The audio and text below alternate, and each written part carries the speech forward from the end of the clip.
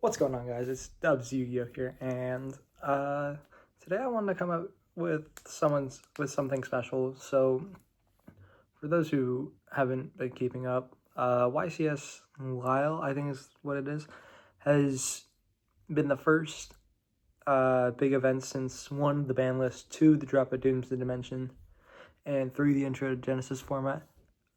I only want to focus on the first 2 because I've mentioned in a couple of videos that I don't want to talk about Genesis format. I'm here only for the TCG. But today I want to talk to you about the top 5 staples and why I think these are potential game-breaking cards for this format.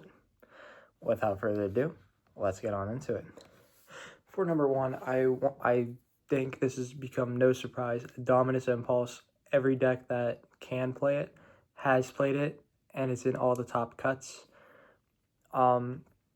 Impulse is just straight up broken, and if you do happen to have it, by all means, get it while you can, or while it's cheap.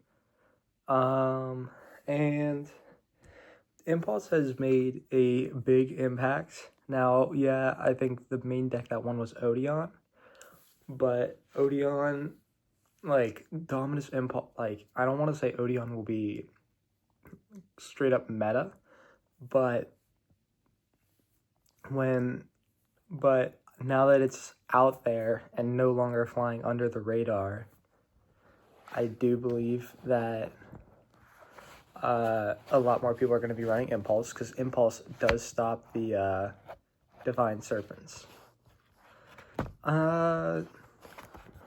The next staple I want to talk to you about is another staple that kills a lot of decks, is Super Polymerization. And there are so many different Super Poly targets that could go into all these different boards. The main ones I'm seeing are Garua and Mud Dragon of the Swamp.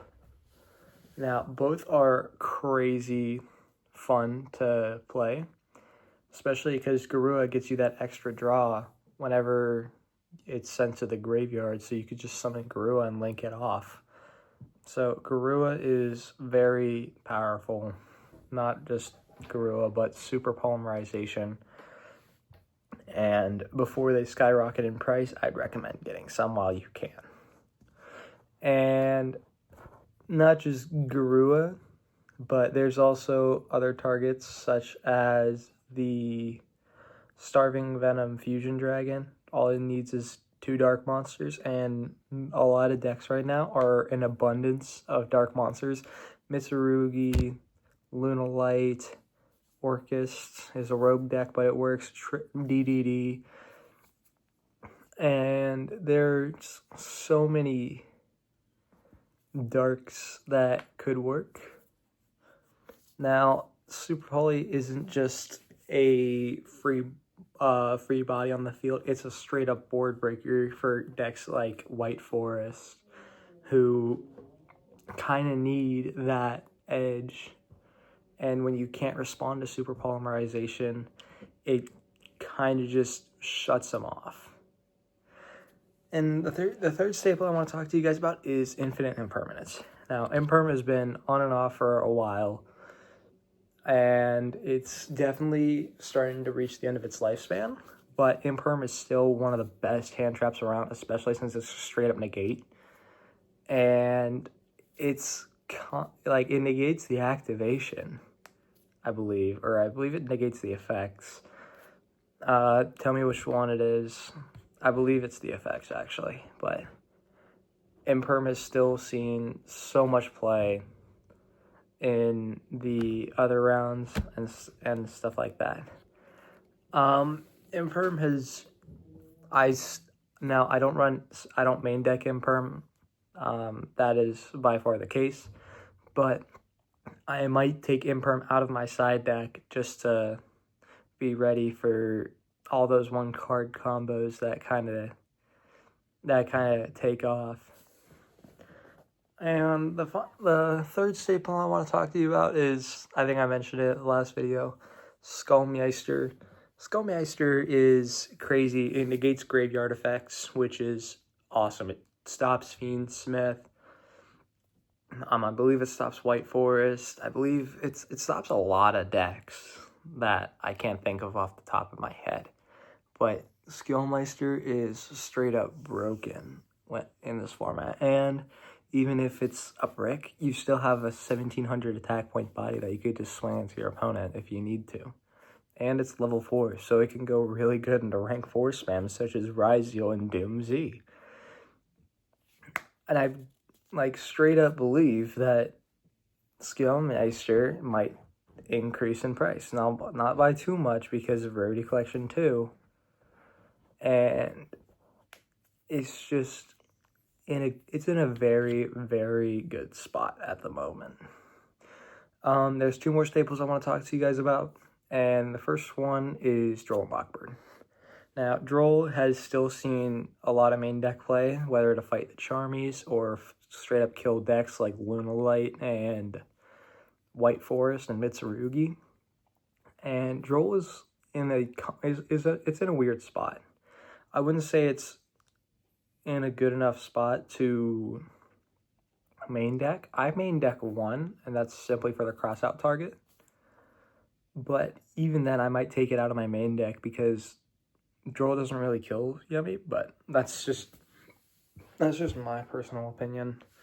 But a lot more players are trying to figure out how to out the Droll and Lockbird, myself included. And I just think it's in a rough state. And the final one I think is making a comeback is Nibiru. Now, for those who don't know, when people prepare for a card, it's bad. Which when it's bad, people will stop preparing for it, thus making it good. Nibiru is one of those cards and I feel like we are just about to reach a time where people aren't preparing for Nibiru.